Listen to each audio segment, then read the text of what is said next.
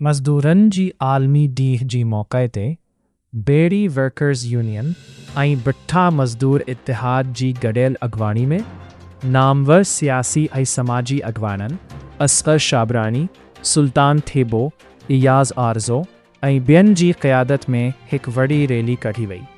हिन रैली में अवामी वर्कर्स पार्टी, SUP, शहीद भुट्टो सक़ाफ़ती फ़ोरम, नौजवान इतिहाद ऐं सूफ़ी संगत लालोराइनक समेत मुख़्तलिफ़ सियासी ऐं समाजी तंज़ीमनि जी अॻवाननि शिरकत कई।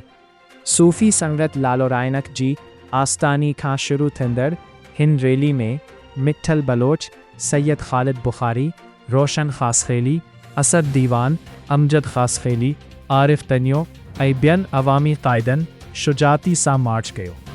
रैली दौरान शिकागो जी शहीदनि खे सुर्ख़ सलाम जा ज़ोरदार नारा लॻाया विया, जिथे यादि ॾियारियो वियो त मज़दूर तबक़े ते जबर ऐं इस्तिहसाल अॼु बि साॻियो आहे, रगो वसीलनि में तब्दीली आई आहे।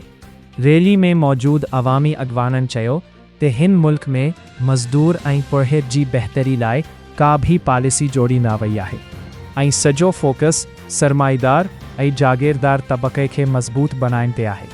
मौजूदा हुकूमत मज़दूर दुश्मन पॉलिसियुनि जी करे अवाम ते मज़ाहमत जी सूरत में लागू थियल महांगाई जो तूफ़ान बर्पा कयो आहे। THN न्यूज़ अवाम जे ॾुखनि, दर्दनि ऐं मसइलनि जे आवाज़ खे उजागर कंदड़ channel. Like, share, comments and subscribe.